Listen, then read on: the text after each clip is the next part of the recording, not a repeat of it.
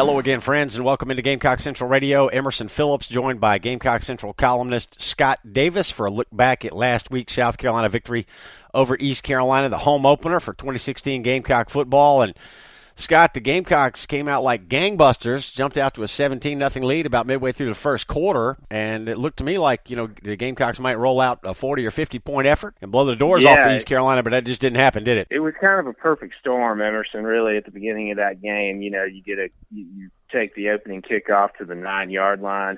First offensive play from scrimmage, Brandon McElwain runs it in. Then you have a nice little drive after that for a touchdown.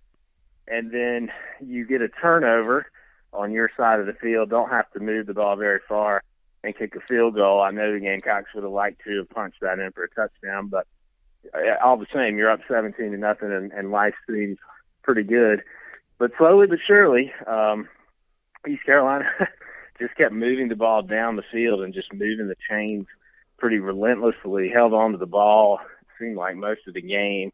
And when the Gamecocks did get back in on offense, they just couldn't do much with it. 17-0 Gamecocks midway through the first, and Carolina only scored 3 points the rest of the ball game, but some good red zone defense, maybe some East Carolina mistakes, or a combination of the two helped South Carolina to this 20-15 win. Scott Davis brings us a fan's perspective each week here on Gamecock Central Radio. And Scott, it sounds like you're a little bit nervous at the end of the ball game Saturday. No question about it. It just really felt like and I said this in the column, I felt like had they not gone for it there on fourth down and punted, East Carolina still would have had, despite no timeouts, somewhere close to 2 minutes left to work with. I just didn't feel like that Gamecock defense had anything left in the tank. They were completely out of gas. They had dodged bullets right and left throughout the game, and it just felt like too much to ask to send them back out there, and I think Will Muschamp knew that. So when I saw them lining up for that fourth down play, you see Brandon McElwain in a shotgun formation, and you got a half yard to get. You're kind of wondering what in the world's going on here. Gamecocks drew up a nice play call there and really seemed to fool the ECU defense. David Williams scampering down toward the sidelines, and that was finally when I was able to breathe a sigh of relief there. And it really hit me how nerve-wracking that game had been. Scott, you point out in your column this week that's up on Gamecock Central right now that the Gamecocks were led by a group of freshmen on offense, and I thought that was something that fans needed to be reminded of, and you pointed it out in your column this week. Yeah, we'd already seen what the freshman Edwards could do at the receiver position, but Randrekus Davis made some very crucial catches for South Carolina, and then, of course, you had Brandon McElwain starting and finishing for the Gamecocks. The quarterback did some good things. It's going to be, as I said last week, we're going to have to deal with some ups and downs with a true freshman quarterback. He overthrew some receivers, seemed to get rushed back there at times. But in general, for a true freshman starting his first game at home, I thought he handled himself with poise. And some freshmen made some plays on defense too. So, when you look at this Gamecock team, and I'm encouraging fans to try to take the long view with this season, you're playing a lot of young players. They're getting some great experience. And the bottom line is you got to win, and that's all that matters. That's right. Gamecocks found a way to win. Red zone defense was critical in this game. You mentioned it was a bizarre football game, and it really was. And I think a large part of the reason for that was that East Carolina, the first 4 trips inside the Gamecock red zone, they failed to score. They had 2 interceptions, lost a fumble into the end zone, and South Carolina blocked an East Carolina short field goal attempt. So it really was a strange game. East Carolina statistically dominated this football game. You look at the box score, time of possession, total yards. East Carolina clearly had the upper hand in just about every statistical category but the scoreboard at the end.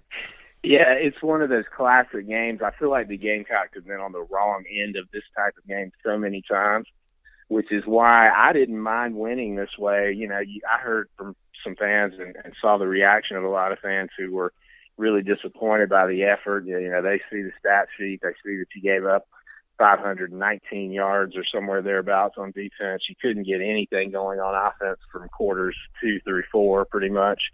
So I get the frustration, but at the same time, I've seen the Gamecocks dominate games statistically and lose. And I'd much rather win, quite honestly, and that's what they did. And so for a young team, they're learning how to win. Every single win is like gold for these guys because it's momentum they can build on. And for that, I was just pleased they got out of there with a W. Gamecock Central Radio, Emerson Phillips with Scott Davis. We invite you to download the Gamecock Central Radio app. It's a free phone app. You can find it on the App Store and on Google Play. To subscribe to this podcast, search for Gamecock Central Radio. We're on iTunes, SoundCloud, and other popular services, or visit radio.GamecockCentral.com. Scott, you already mentioned game balls this week. You gave one to the group of freshmen that played so well for South Carolina. We could highlight any number of the freshmen that played well. You already touched on a couple of those. And for the first time ever, Scott, you give a game ball to an opposing player, and I thought that was very deserving. Zay Jones for East Carolina with a record-setting day. Yeah, Jones was just a wrecking machine out there for East Carolina. I mean, he could not be stopped. It didn't really matter who was covering him, and multiple people tried to throughout the game, and he caught short passes and made things out of them. He caught slants. He caught crossing patterns. Whatever you needed him to do, he did it. He caught balls on the sidelines. And fortunately for South Carolina, somehow he amassed 22 catches, 190 yards, and still didn't find the end zone, which is incredible. South Carolina dodged a huge bullet there, but he goes on to set a school record for number of receptions, and this is a program that has had some really high-powered offenses over the years, so that's really saying something. But he was unstoppable. I couldn't help but tip my cap to him. There's nothing you can do in a situation like that but just hope you can squeak out a win. Yeah, amazing. 22 receptions, 190 yards for Zay Jones, and that is one reception short of the NCAA record. So Zay Jones with 22 grabs in this ball game on Saturday, a 20-15 South Carolina victory. The Gamecocks are now 2-1, headed to Kentucky for a 7:30 kickoff this Saturday night. Scott, you mentioned in your column this week that you've just about had enough of East Carolina on the Gamecock schedule, and I think a lot of people can relate to that.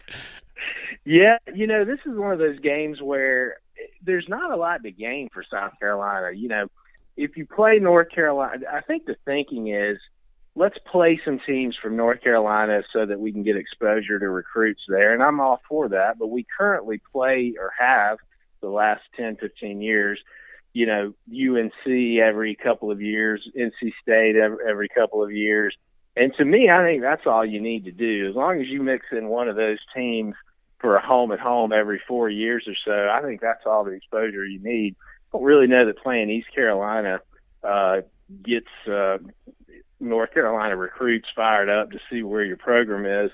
And beyond that, you just don't gain a whole lot by playing them. If you win, you were supposed to.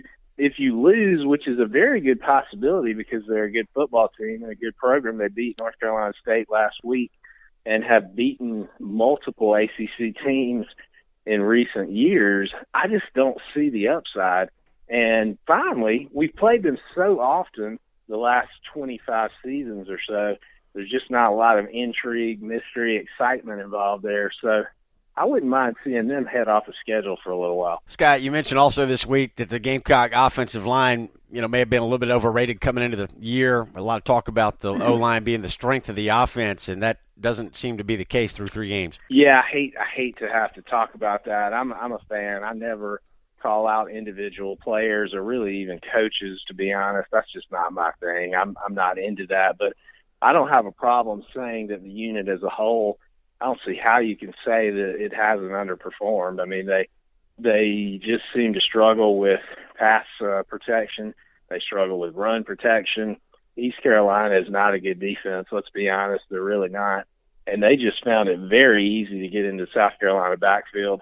It was hard to argue with any of the production that the running backs had because they just didn't have holes to work with. And so I don't know what happens in the preseason with that group that convinces the coaches that they're the strength of the team, but it happened year after year when Steve Spurrier was here. Will Muschamp mentioned them repeatedly this preseason as being a veteran, experienced group that was strong. He appreciated the way they were coached. And for whatever reason, when it gets to game time, they just seem to struggle to put together a complete 4 quarters. I've seen some fans defend them by saying, hey, after the first or second quarter, they played pretty well. Unfortunately, I need them to play well for 4 quarters.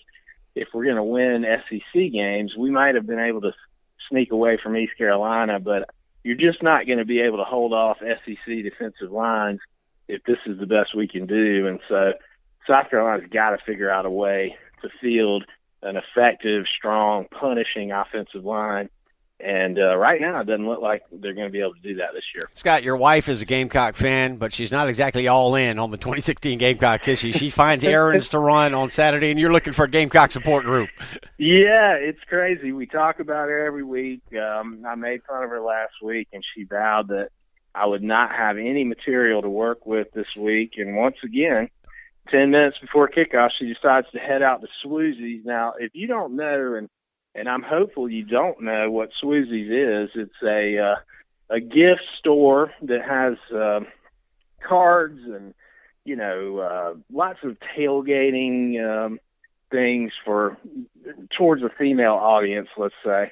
And she likes to purchase birthday, holiday gifts and things there. And 10 minutes before kickoff decides that's where she needs to head rather than to sit down for South Carolina and East Carolina. So to her credit, she did get back for most of the game, but still, we've got to coach her up and get her ready to play next week for sure. Yeah, she missed A.J. Turner's 80-yard return of the opening kickoff. Exactly. Most of the excitement for the Gamecocks came in the first half of the first quarter. Pretty much, yeah. I mean, it was 17-0 when she got home, and she wasn't gone that long, and so she didn't get to see the Gamecocks do a whole lot other than fritter away that large lead and try to cling to life there at the end. But like I said, we're going to have to keep working with her. Scott, I thought you summed it up pretty well. The Gamecocks may have gotten off to a quick start and then kind of limped across the finish line, but they found a way to make plays and win this football game. And every East Carolina fan out there today would trade places with Gamecock fans right now. No question. We've got to enjoy this win. That was my message to fans this week. I hear you. I understand your frustration. You want to win now. You're tired of losing. You don't want to see an SEC team out there struggling to beat East Carolina at home. I get all that, but you need to realize where the program is. You need to realize where it was left when Will Muschamp and company took over back in December of 2015. This is year one. It's game 3. I mean, we've got to be patient with this thing. We're playing tons of freshmen and sophomores out there on the 2 deep. This is not a veteran-laden team with a coaching staff in its 6th or 7th year by any stretch of the imagination. And so I understand the frustration, but I also just encourage you, enjoy the wins. Enjoy every single one that you get in 2016. My goal is and has been to get to 6 wins right now. That still feels mathematically possible. It may not happen, but it's still alive. Had you lost to East Carolina, I think you could question the validity of that hope, but I think it's still on the table. You got to go to Lexington this week and win a game on the road, but it's winnable. Doesn't mean you'll do it, but it's winnable.